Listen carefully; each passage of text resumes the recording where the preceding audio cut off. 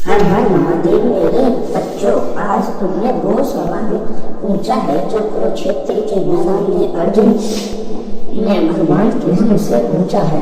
आज तुमने वो सवाल पूछा है जिसने युगों युगों से इंसान को उलझा रखा है। कर्म बड़ा है तेरा धर्म।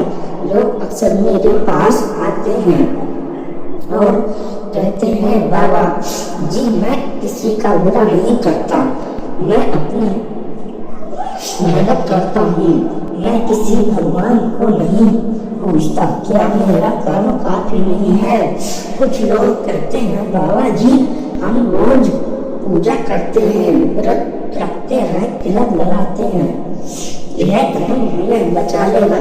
बेटा यह सवाल वैसा ही है जैसे कोई ऊंचे गाड़ी में इंजन बड़ा है या स्टीयरिंग। जरा सोचो अगर गाड़ी में बहुत शक्तिशाली है लेकिन स्टीयरिंग नहीं है तो रफ्तार तो बढ़ेगी लेकिन किसी खाई में जाकर गिरेगी। और अगर गाड़ी में स्टीयरिंग बहुत अच्छा है लेकिन इंजन ही नहीं है तो वो गाड़ी हिलेगी भी नहीं।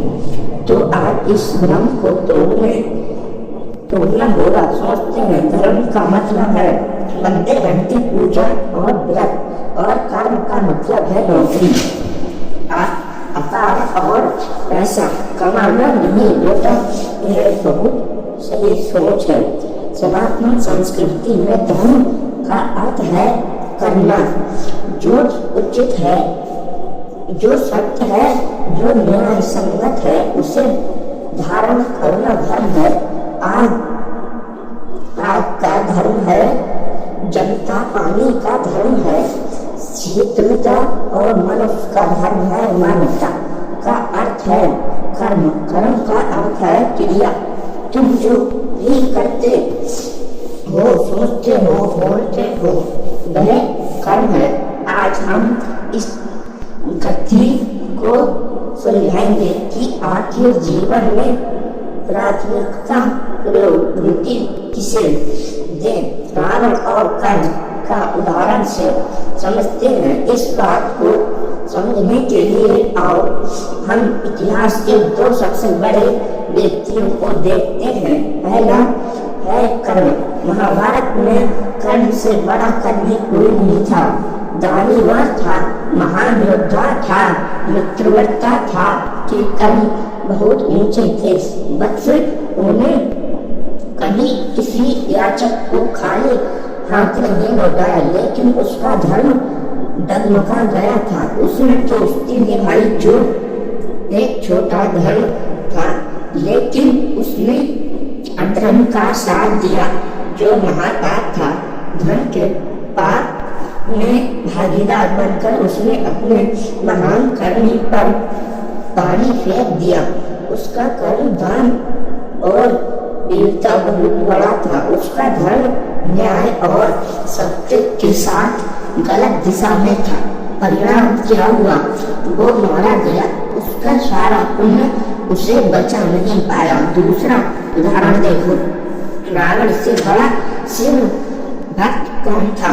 वेदों का ज्ञाता, शास्त्रों का पंडित। उसका धर्म ज्ञान और तपस्या बहुत निर्बल था लेकिन उसका कर्म क्या था? स्त्री को अपहरण, अहंकार, हिंसा। उसका धर्म उसे बचा नहीं पाया क्योंकि उसका कर्म दूषित हो गया था। बेटा इतिहास गवाह है, बिना धर्म के कर्म अनगा है। जैसे कर्म और बिना सही का कर्म धर्म लमड़ा है। आज कलयुग में हम क्या करें? आओ इसे तुम्हारे जीवन से जोड़ते हैं। मान लो एक डॉक्टर है, दिन रात मेहनत करता है, ऑपरेशन करता है, यह उसका कर्म है। वो बहुत व्यस्त है, बहुत काम करता है लेकिन अगर वह डॉक्टर पैसों के लालच में मरीज को डॉक्टर जबरदस्ती ऑपरेशन कर दे या सस्ती दवाई कोई महंगा बताकर बेच दे तो बेटा उसका कर्म तो बहुत ज्यादा है। उसने मेहनत की लेकिन उसका धर्म ईमानदारी और सेवा मत गया। क्या उस पैसे से उसके घर में बरकत आएगी? नहीं, वह पैसा बीमारियों और कलेश में निकल जाए। यहाँ कर्म तो था पर धर्म नहीं था। दूसरी तरफ देखिए, एक आदमी दिन भर मंदिर में बैठा रहता है, राम नाम जपता है, लेकिन घर में उसके बूढ़े माँ बाप होते हैं, उसकी पत्नी बीमार है और वह कह रहा है मैं तो धर्म कर रहा हूँ। नहीं बेटा, यह धर्म नहीं है, यह पलायन है, यह आलस्य है। गृहस्थ का धर्म है अपने परिवार का पालन पोषण करना। एवं उसने पूजा को धर्म मान लिया और अपने असली कर्म से भाग गया। तो समझो बेटा, धर्म वो नींव है जिस पर कर्म की इमारत खड़ी होती है।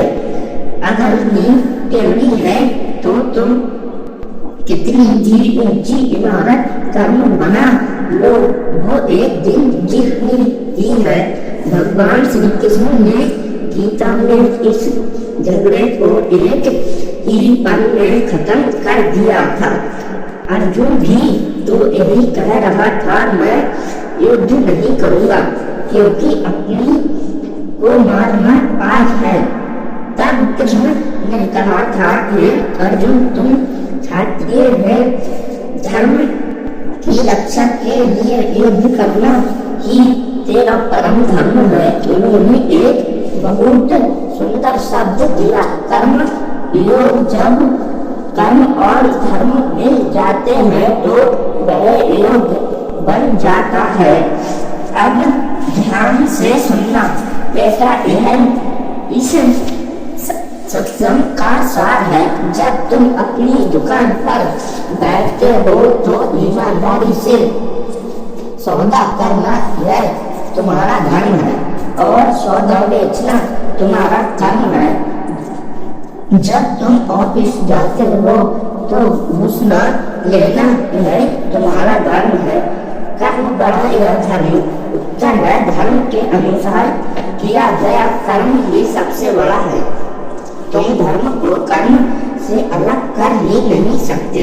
जैसे दूध से सफेदी अलग नहीं हो सकती, जैसे फूल से खुशबू अलग नहीं हो सकती, वैसे ही श्रेष्ठ जीवन से धर्म और